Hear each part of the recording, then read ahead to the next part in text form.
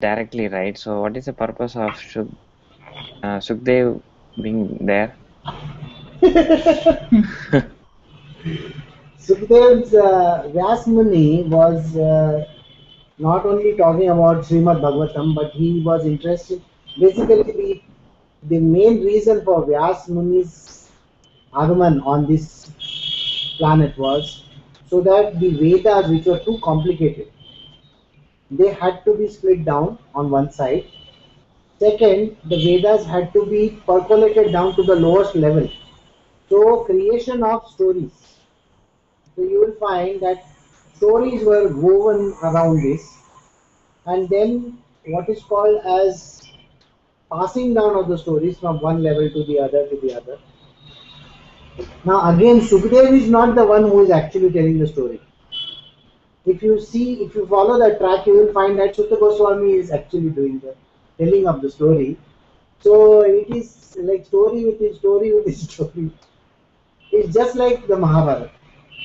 Mahabharata, somebody else is talking somewhere or the other. And again, if you see Bhagavad Gita, on one side you have Dhritarashtra, on the other side you have Sanjaya, and then you have Arjun, and then you have. It's a complicated scene because all these were heard. They were not written. Nothing was written in that case. Okay, got the point. Everything was conveyed from one to another. So it is the disciples who were getting the knowledge from their guru, and their guru in turn was passing it on further and further and further. Okay, the disciples. Then what used to happen was there was one disciple, but that disciple, if he became a guru, it was passed down. But if he did not, then there is a problem. So it was just conveyed by means of Shruti. Okay. Then what happens over here again is all these disciples are not a lineage disciples. Lineage means coming from one tree only. They are not. So let us say, for example, I am sitting in one satsang, somebody else joins in. That person who joins in takes a certain amount of knowledge somewhere else. Then the spread happens. It's like Tai Chi. Tai Chi started in a small village, and in that village, one person from another village comes and starts learning it. When he learns over there, he is thrown out of the village, saying that you are a wrong person to be taught over here. You should not come back. And but unfortunately, what happens is he has meanwhile learnt everything. Okay, but then he goes and begs pardon with the main Tai Chi teacher, the guru of Tai Chi, and the Tai Chi teacher, pardons him. And then what he does is he gives him a more extended training. This person goes to another village, his own village, does a lot of modifications in that and comes up with his own. Like that, there are 4 schools of Tai Chi today, and each school has got something different to look forward to. Now what has happened is Tai Chi is one and the same, but modifications have come in. So you will find that when we are doing the main text like a Srimad Bhagavatam, the same story, when it is taken up in a Puran, you understand? Garud Puran and so many other Purans are there. Yeah. So the same story is there in these other Purans, but it is overheard. Now it is like Tai Chi, it has modified itself. So you will find that somewhere the same character is saying that this person did a tapascharya for 1,000 years, and in some other place it will say, no, he did it for 10,000 years. Okay. And in some of the other Purans it will say 1 crore years. As if 1 crore years anybody could do tapascharya. So it becomes it's an overheard thing. It's like a Chinese whisper, going round and round, and then everybody is going to say their own stories. So it's okay. So here what happens is Sutta Goswami is telling the sages who are sitting in front of him what Sukdev was telling Parikshit. Sukdev in turn has learnt it from his father. Now his father was an avatar of Krishna himself. His story rendition is going to be different than his son's, by the way. Please understand that. 100% there is going to be a difference. So we accept this current book, which is the Srimad Bhagavatam, as it is. So it's mega. What we have to take out is only the essence. So just let us take the essence only. The stories can get complicated as we go along. So just accept the essence. Okay. So Sutta Goswami क्या बोलता है कि सुखदेव क्या बोलता है कि उसके पिताजी क्या बोलते हैं, it's not important. We just have to take the thread, the main thread. Alright? So let us just accept the main thread. Again, the people who have translated this book have put in their own words also. Yeah. Those who have the book will tell you. So, any more questions? Guru? Anything? Raj? Jet lag person? No?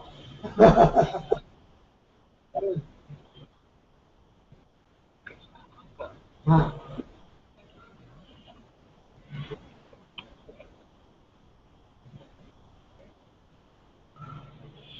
That's very complicated. Repeat the question, please. When Vyas Muni was Krishna's avatar, why did the ladies in the pond want to dig themselves inside, and when his son was walking, why they wanted to come out of it? Sir, if today Krishna has to take a form, what kind of form he is going to take? Yo. Yo, dude. Or maybe he will say, "What man? How are you, man?" ऐसा करिए. पता नहीं यार. If you really don't know what kind of form he is going to take. So as per the yuga, as per the form. So like a Krishna Kali or a Krishna's form or a Kali's form is only suitable for that particular yuga. It has its own, some negative, some positive. Like we, Sri Ram, he was only one woman man. Okay, and Krishna was multitasking. But here he was only doing one. So the problem is that every yuga, every kind, every type when Krishna appears, his form differs. Possibilities are infinite. Yes, his form differs. And as Vyas Muni, his form had a particular usage. Like I said, every form has a particular life cycle and the utility value of that. Once utility value is over, the form disappears. It's like just like what we described in Narasimha Avatar. So that way it differs. Okay. Alright, so since there are no questions, so we'll take up. We are doing Canto 2. Okay, second Canto, and the first chapter, that is, this first step of in God realization. O my Lord, the all-pervading personality of Godhead, I offer my respectful obeisance unto you. Sri Sukdev Goswami said, "My dear king, your question is glorious, because it is very beneficial to all kinds of people. The answer to this question is the prime subject matter for hearing, and it is approved by all spiritualists." So we are continuing from the last book. Okay. Those persons who are materially engrossed, being blind to the knowledge of ultimate truth, have many subject matters for hearing in human society, O Emperor. We were discussing about this today in the morning. The material worldly people have different issues to discuss about. They're going to talk about politics, they're going to talk about various other subjects. They'll talk about the news headlines, what is there in the news. Some of them will talk about movies maybe. Some of them will talk about jet lag. Every type of thing are there. Okay, and some of them will be drawing cartoons, so does not matter. So everywhere, different issues are getting discussed. So the material worldly people have their own stories to talk about. The spiritually inclined have only one thing to talk about. That is about God. So wherever, whichever place that they go, they are just going to talk about this one issue itself. Now remember, Sukhdev has just walked in. Okay, he has just walked inside. Everybody has welcomed him. The king has also welcomed him and given him a stand so that he can sit down over there, performing his small, welcome ceremony. And now the opening paragraph is there where he is now going to ask about the stories of the divine. So the lifetime of such an envious sex householder is passed at night either in sleeping or in sex indulgence, and in the daytime either in making money or maintaining family members. Basic criteria for every human being on this planet Earth, right from the times of Krishna and before, the same thing. There is no difference, isn't it? Same thing. And nowadays it is about the internet also. So night time they are on the laptop. So reversal of roles हो गया है. So he says most of these householders, what is it that they are actually doing whole day and night? They are involved in their material worldly pursuits. They are either making money or they are creating a family or doing whatever that is required in the material world. They don't have time for God anywhere. Persons devoid of Atma Tattva do not inquire into the problems of life, being too attached to the fallible soldiers like the body, children, and wife. Although sufficiently experienced, they still do not see their inevitable destruction. Now, again, householder. A householder's life is always moving in this direction. First, it is about the body. They have to maintain their body, which is what they always do. Every human being is bothered about himself alone. Second, he is bothered about his wife, children, family, and all that. Then job, and so on and so forth. So he says these are valuable soldiers. They are going to fall.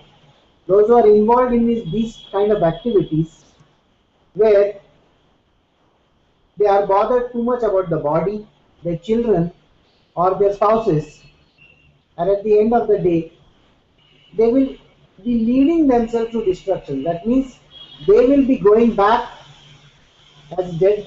When they die, they have to again come in another body, again die, again come in another body, again die. It's a cycle which continues lifetime after lifetime after lifetime. And that is the reason why it is called inevitable destruction.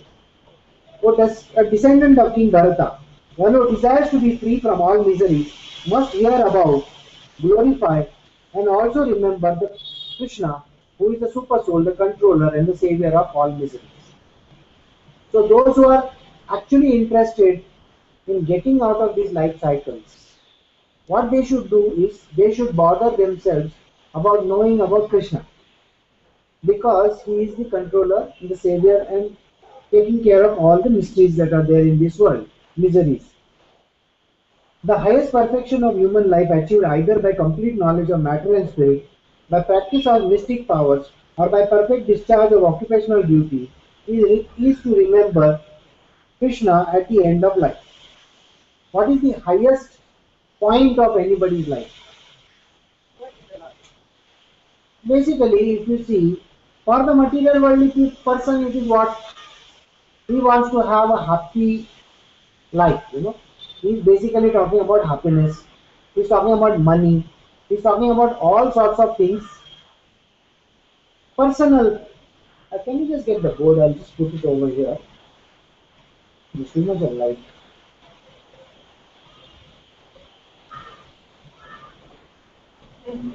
No, only the board. Oh. Only the board. The board. Okay. White color board. Just stick it up.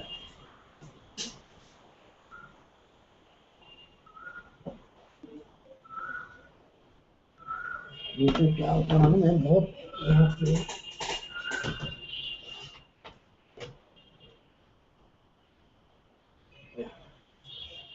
Is it okay or is it not?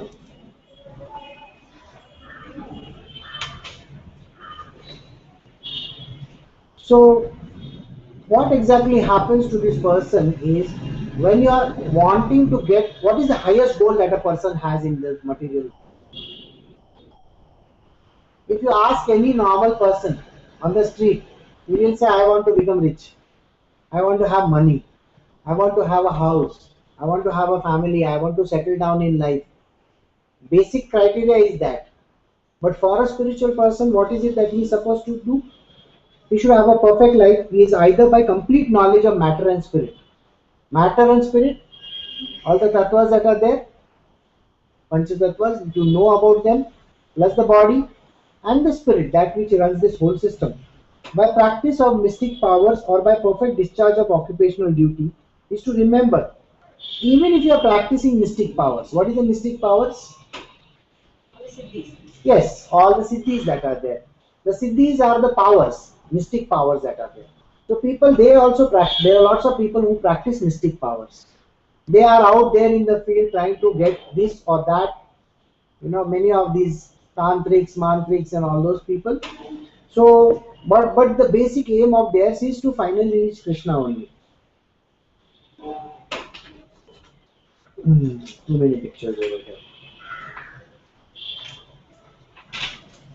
O King Parikshit, mainly the topmost transcendentalists who are above the regulative principles and restrictions take pleasure in describing the glories of the Lord. Now, this is something which many people come to an understanding of only after a very long time. When they come to the spiritual path, they always think that the path is open for what is called as realization. Everybody thinks that the ultimate goal is realization, whereas the ultimate goal is not realization. The ultimate goal is to reach the divine, supreme divine consciousness, or what we call as Krishna, or in any other religion it is called by Father, Allah, or whatever. So to actually reach there, this is the highest person, that is the person who is basically looking at spiritualism and what is the ultimate goal in that person's life. At the end of Dwapar Yuga, I studied the great supplement of Vedic literature named Srimad Bhagavatam, which is equal to all the Vedas from my father, Srila Dvaipayana Vyasdev. Who is telling this? Sukdev is telling Parikshit. Again, Sutta Goswami is telling the disciple, all the sages which are sitting around him, what Sukdev said to Parikshit. O saintly king, I am certainly situated perfectly in transcendence, yet I was still attracted by the delineation of the pastimes of the Lord, who is described by enlightened verses. Remember, Sukdev was born realized. See, everybody is either born realized or they get realization during that particular lifetime of theirs. Born realized are Nitya Siddha, correct? So he was Nitya Siddha. And why does a Nitya Siddha need to do anything? He doesn't need to do anything. He's already reached his goal in his life.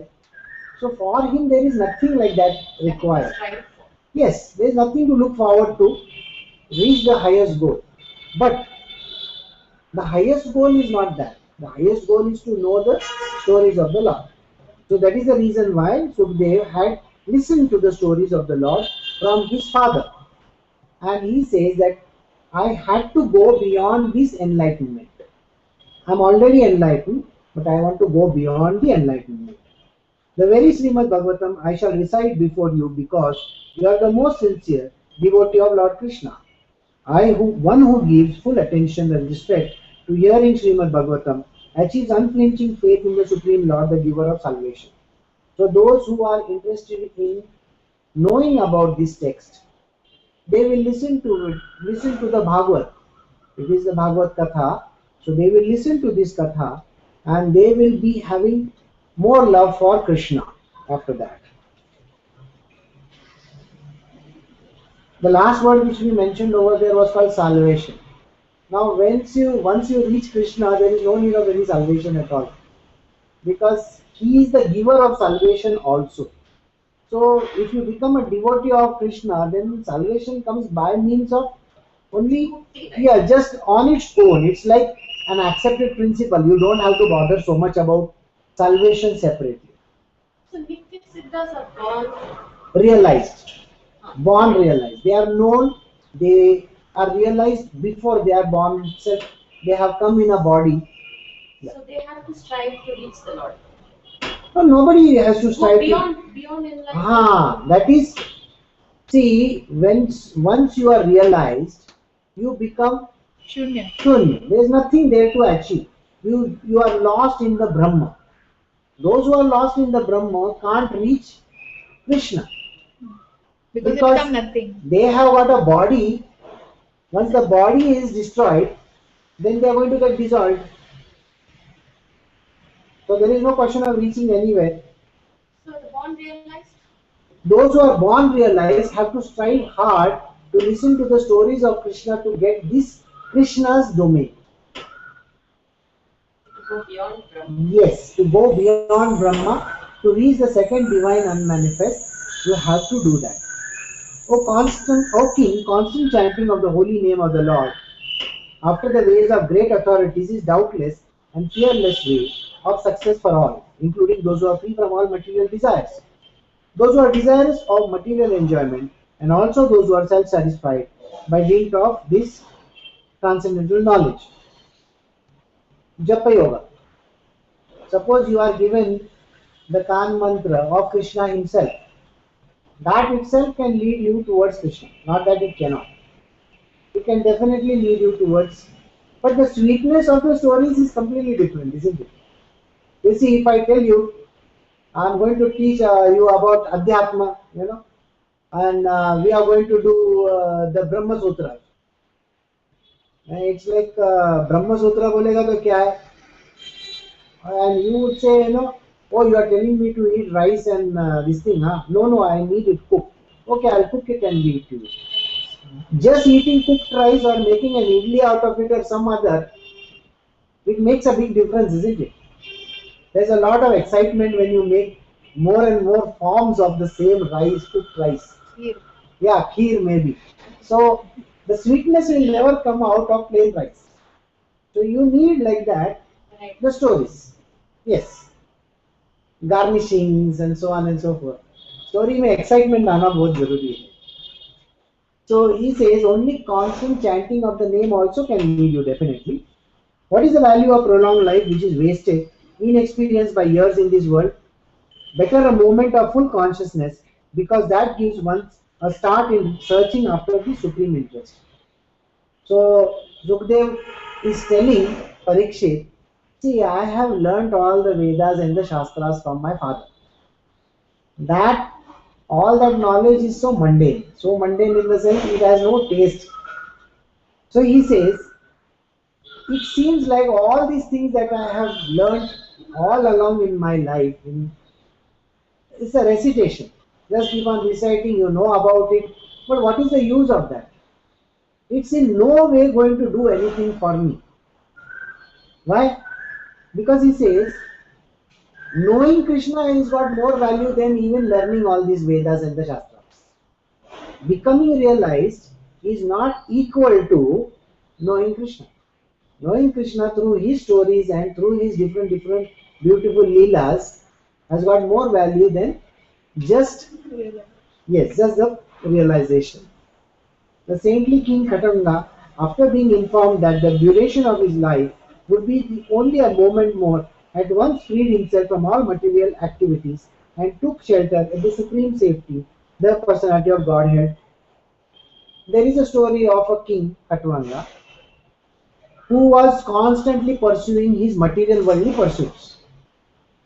And finally, in the end, that story is not given over here, but just to give you an idea about it, he used to be pursuing material worldly things, gathering kingdoms here and there, fighting with them.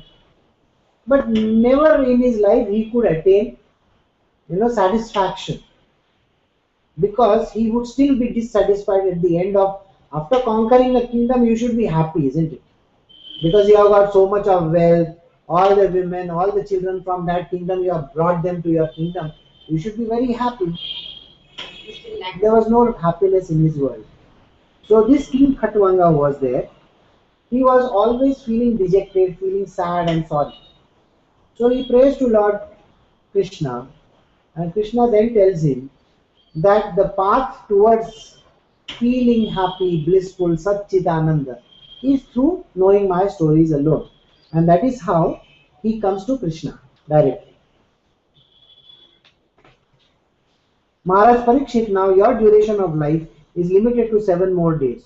So during this time, you can perform all those rituals which are needed for the best purpose of your next life. At the last stage of one's life, one should be bold enough not to be afraid of death.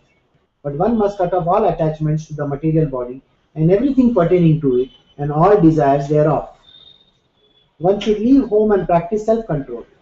In a sacred place, he should bathe regularly and sit down in a lonely place, duly sanctified. After sitting in the above manner, make the mind remember the 3 transcendental letters A, U and Ma by regulating the breathing process, controlling the mind so as not to forget the transcendental seed.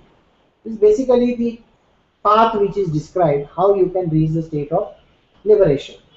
The path of liberation, you have to always, once you have the idea that now your old age has come and that you are about to die in a few years or maybe, then you have to leave everything to your next generation. Walk out with very few clothes, maybe 1 or 2 pairs of clothes, that's it. Go to a holy place which is next to a river, some place where you will have, where you can do your daily ablutions properly.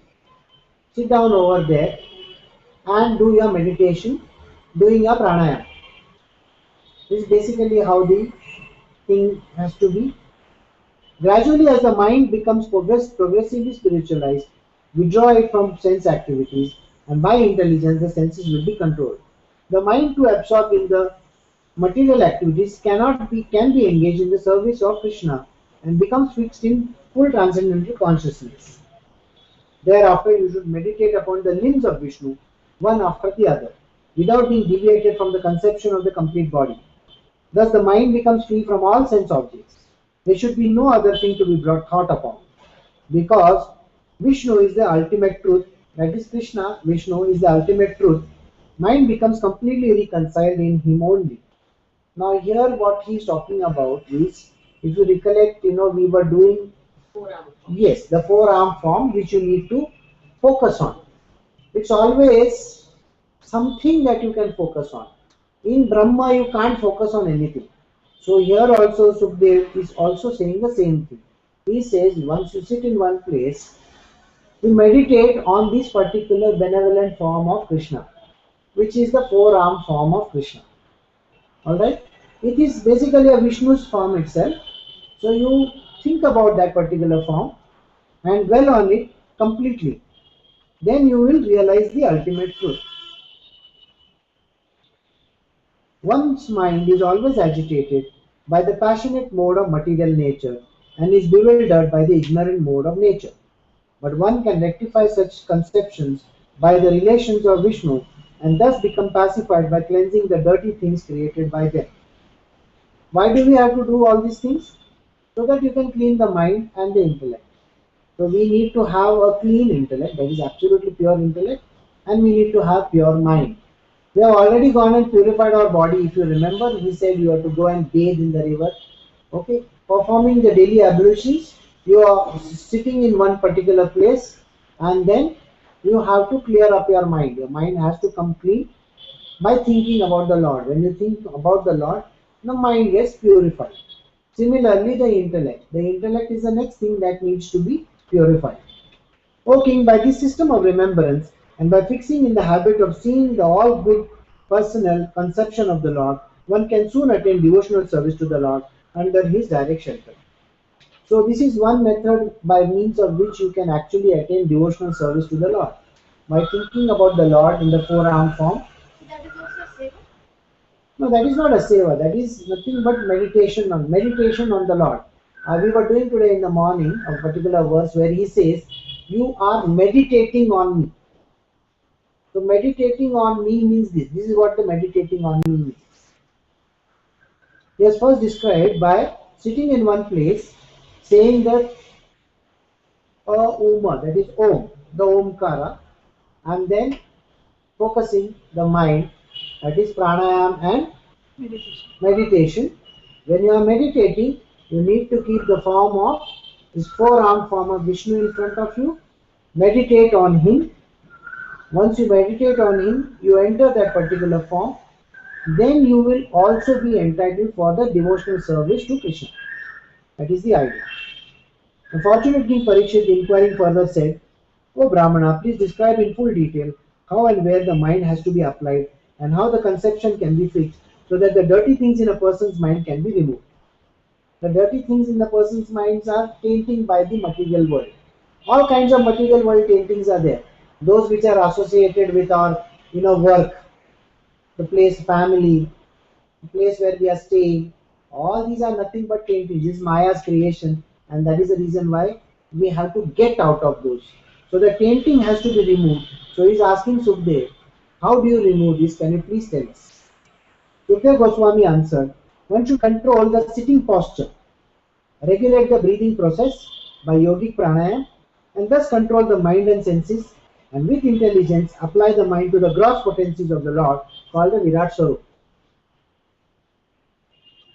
So, whenever we have discussed about how these postures are to be maintained, and I have told you that you have to sit erect. Your posture, हम लोग ऐसा ऐसा नहीं बैठ सकते. Your posture has to be absolutely erect like this. The Meru, it has to be exactly aligned properly to the seating position. The seating you can do with, in India we can fold our legs and sit. Yes. So you have to sit like that so that the movement of the Kundalini, the Shakti, happens properly up and down.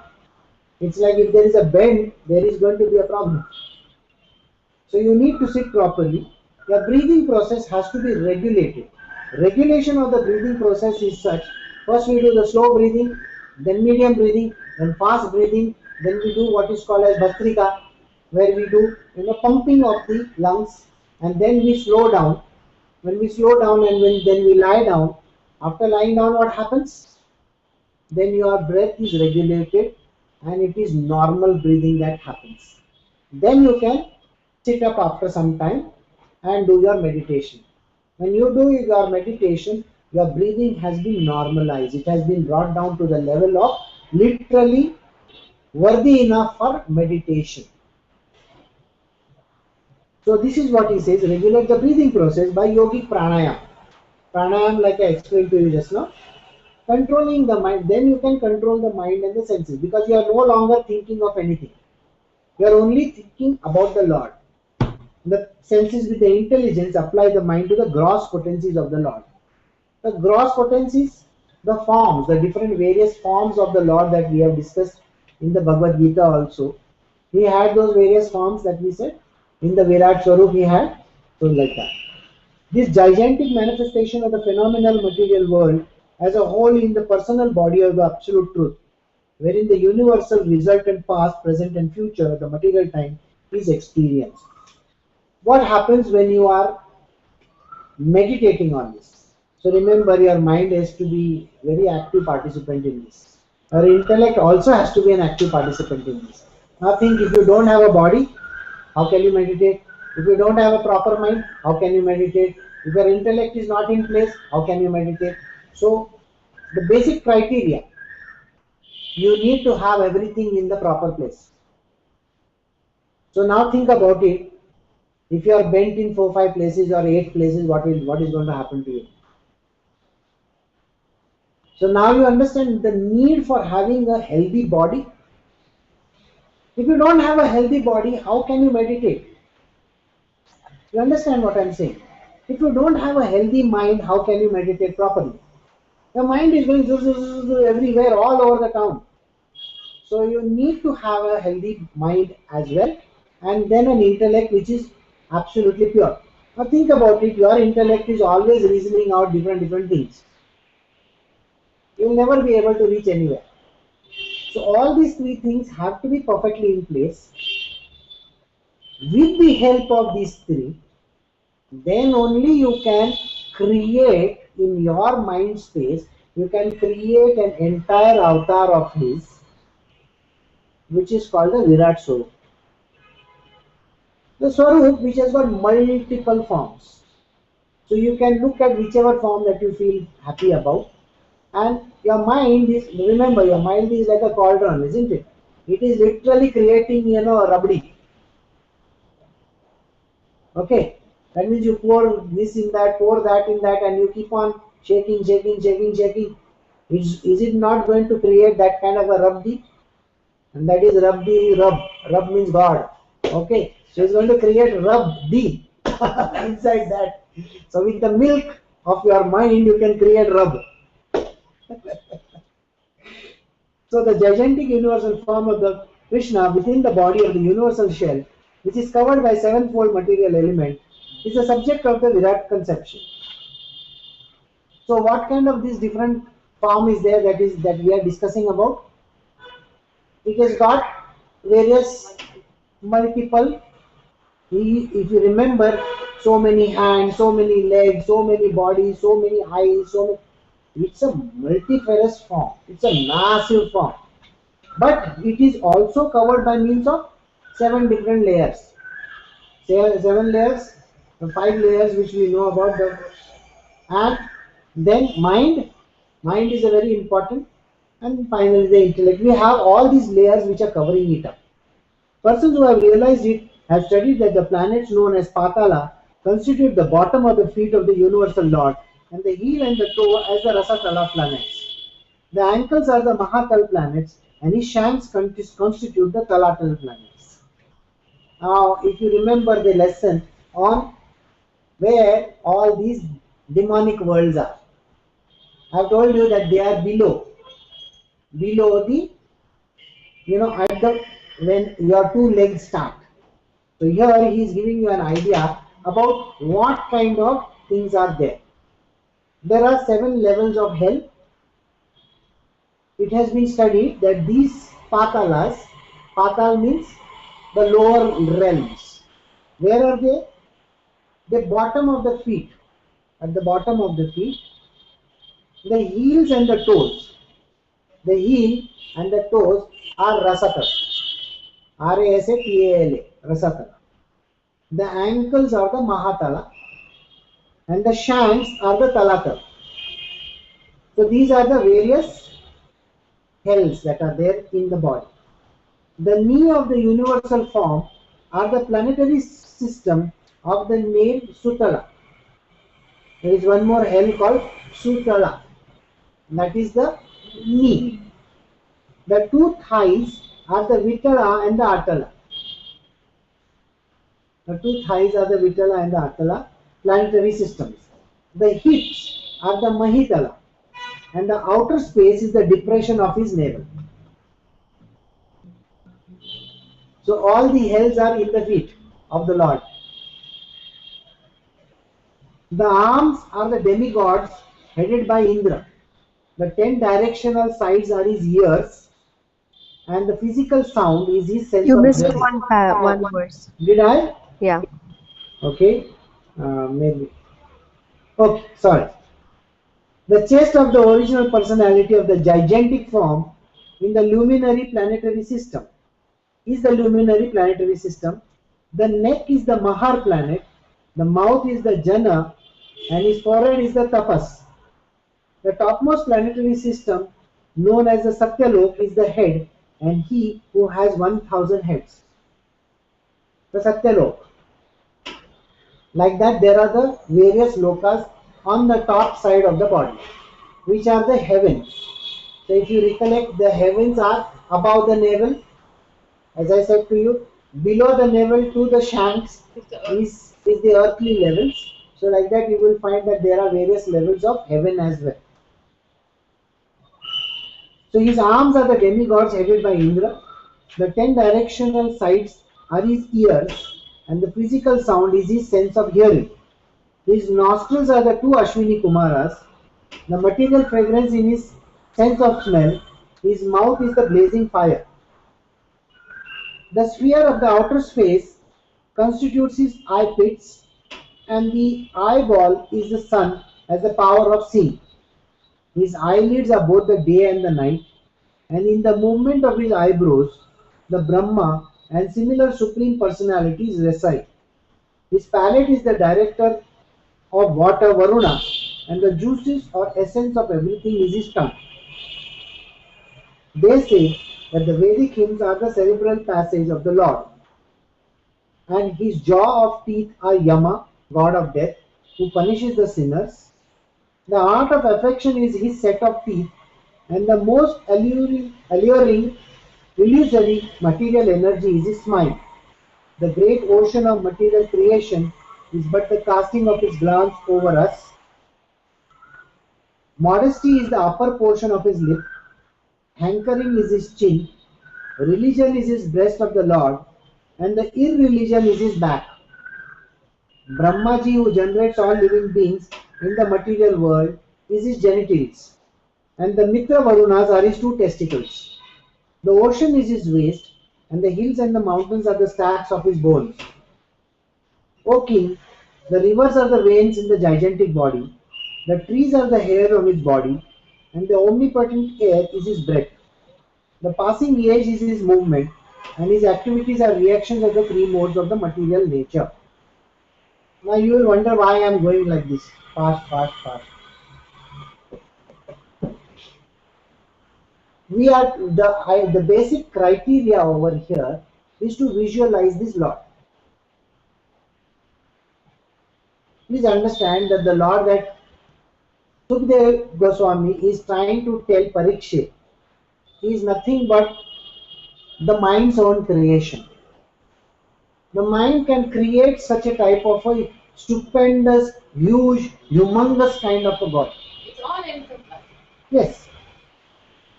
What it means is that assume that in one body you can see literally the entire universe. It's a way of projection. You can project your mind to that level where you visualize the whole thing as one, in one alone. And everything is a part of his. So that is the reason why when we were doing the parts of our body, we were describing in some portions where these different lokas are, where the hells are, what happens where, and it is exactly how it is there in the human form as well. So you can visualize your own being. When you go inwards, you are actually visualizing your own self. As an extension, we are looking at our own being. So how will we look at ourselves? See, if you remember, there is a witness state also which we discussed about. In the witness state, you are looking at yourself from outside, correct?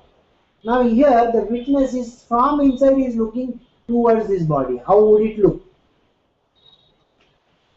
Oh, best among the Kurus, the clouds which carry water are the hairs on his head. The termination of day and night is his dress, and the supreme cause of material creation is his intellect. His mind is the moon, the reservoir of all changes. Moon, lunar, it's about always changing, isn't it? Every human being goes through what is called as a biorhythmic cycle. The cycle is 14 days up, 14 days down. Up and down and up and down. And 2 days of Amvasa, no? Beginning and end. And it should be the same for all, right? It is there, everybody is going through the same thing. I'm telling time period should be the same. Means It is along with the moon. So the moon is the same for all. we are not looking at that moon. The moon inside of you. The sun is inside of you. Yeah. Every person is built in a different way. Remember, we are born at a particular point in time. Assuming that that is a time when the creation happened. Let us assume. I'm just giving you a criteria. How we can actually visualize this. Assume that that is a time when creation happened. How would the creation proceed? So there is always going to be a cyclical way of life, isn't it? So if we look at astrological charts, Or if you see these charts, we say, I am Aries sign, you are Taurus, and I am Pisces. Everybody is going through this. And they have one characteristic which is particular to them, isn't it? That is because a person may be born in 50 and 2010. Okay, same sign of the, but characteristics might be same, but their cycles will differ. Somebody is going to be in the high at one particular day. Somebody is going to be low and deep down inside. Okay. Again, let us see, for example, today in Uttarakhand, there is a lot of water flowing all over the place.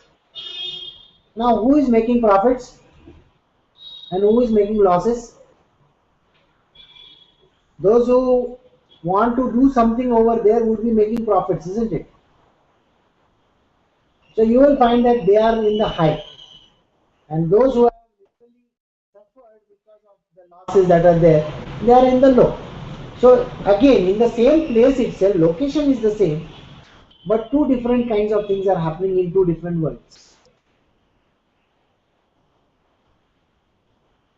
Varieties of birds are indication of his masterful artistic sense. Manu, the father of mankind, is the emblem of his standard intelligence. You missed a verse. Again, I missed, is it?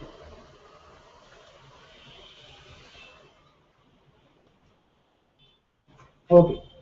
The principle of matter, Mahat Tattva, is the consciousness of the omnipresent Lord, as asserted by the experts, and Rudra Deva is his ego. The horse, mule, camel, and elephants are his nails, and wild animals and all quadrupeds are situated in the belt zone of the Lord. Varieties of birds are indication of his masterful artistic sense. Manu, the father of mankind, is the emblem of his standard intelligence, and humanity is his residence.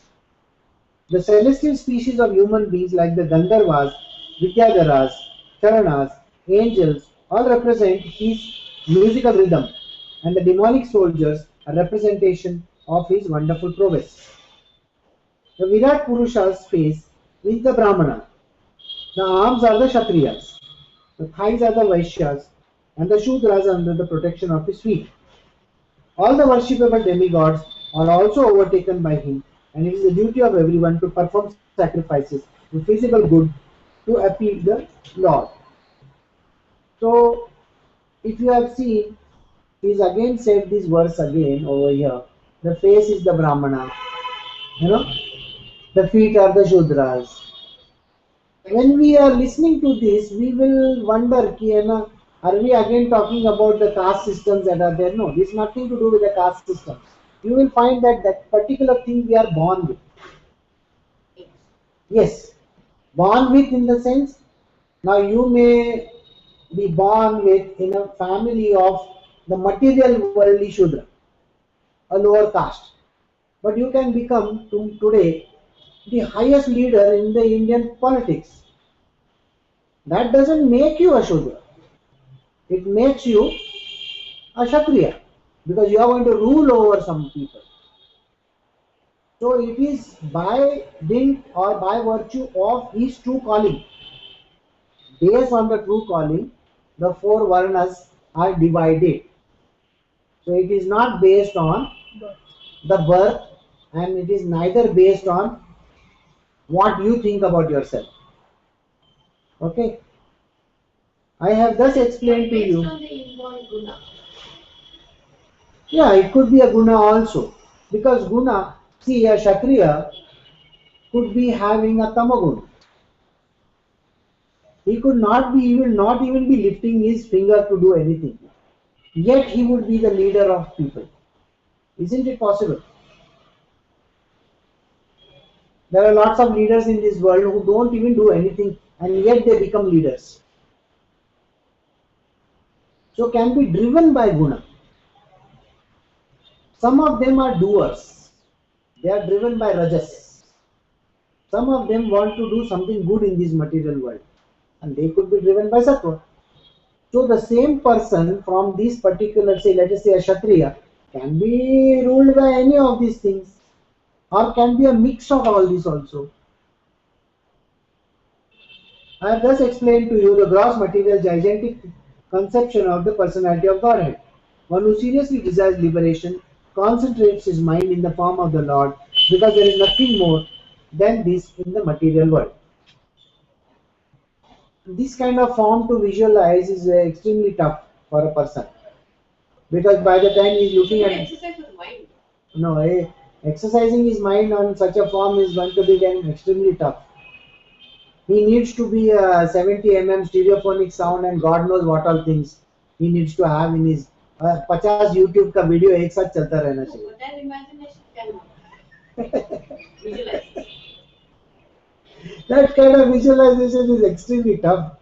But it's just a form. You can think of whatever you want to. And the form can just stand in front of you also. Even by dint of sure trying, sometimes things come and fall in your lap. You may just say, okay, let me think about it. And you may not even exert, but still the form may appear in front of you. You are attracting the form. Or the form is literally wanting to pacify you. That's why it has come. Who knows?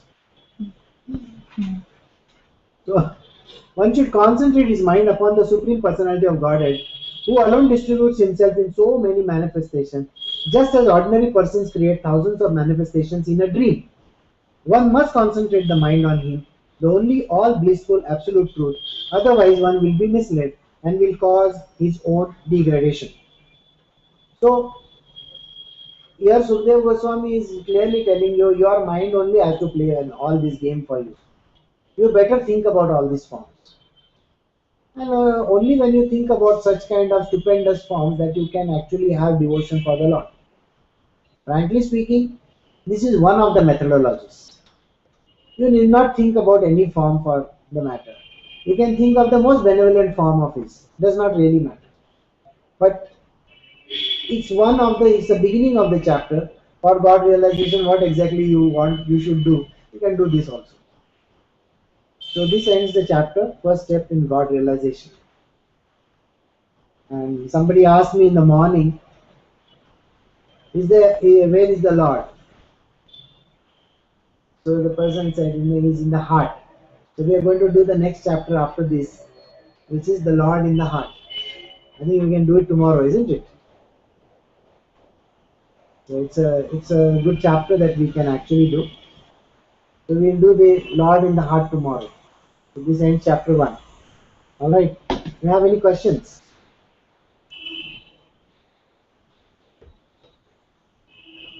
No questions. You are stunned by that Virat Swarup or what? Yeah. Okay. Stunned because we wonder where do we stand in that Virat Swarup? Where are we? We are nothing but minuscule. We are listening to the story. These are some of the methods. See, it is like this. You are told in various times in life, if you want to succeed, you have to buy heart. Sometimes they say, no, you got to study. You go to the library, sit with all the reference books and study. Many a times in our life we have been told different methodologies. Some people will say, no, you take the notes. Some people will say, no, you take 10 years solved papers. Right? So many things. And some people will say, you wear a device in your ear and I will talk to you from outside. That is also a way of passing, isn't it? So like that, there are various techniques. This is one of the techniques of trying to think about the Lord. You can think about the Lord whichever way. It's not important at all. The idea is that you just have to focus your mind and your intellect onto one particular object. That object which you are going to be after. But this is also a good way of purifying the mind. It's applied Yes. to the Lord. Yes. So if you have ever gone to Calcutta, if you go to this place where they create the beautiful murtis of Ma, you can see how they are piecing one by one pieces, all the different hands and the shastras and the astras. everything is pieced one by one. The eyes, the mukhota is made in a separate way. The plaster of Paris which they use, which they drape the whole body, how it is created. So it is like creating the entire Swarupa. And then so many Devis and Devtas. Even in Mumbai, when you go for the Ganesha, that now Ganesha will be coming next month. At that time, if you go to see how it is, you will find that it's a tableau, huge tableau created. Not only one, a huge, massive thing. So we are going to fill in those details. So not only creating the Ganesha statue, but also the entire stage. The infrastructure has to be created. So the Virat Swarup is nothing but the infrastructure. The base, the foundation, the infrastructure, the entire murti, the Swarup, the different heads, the forms, everything put together. So the Virat Swarup is like that. It's a complicated structure. And it is all in one, by the way. Again, if you look at it, if you look at your own body, it's nothing but a combination of all these things put together. We have put the entire infrastructure in this one body itself. The one body carries everything, isn't it? From your past, present and the future, it carries everything. It carries the seed of the future also. It carries literally ideas, memories, so many things. There are so many paintings, pictures, stories written inside of you, which they come out slowly. So you are also nothing but a creator of everything. So the whole form rests within you as well. So this particular thing is just one of the methods by means of which you can zero onto this supreme divine form. It's a form. And that way you can reach it. That is the idea. Okay? So I shall take your leave.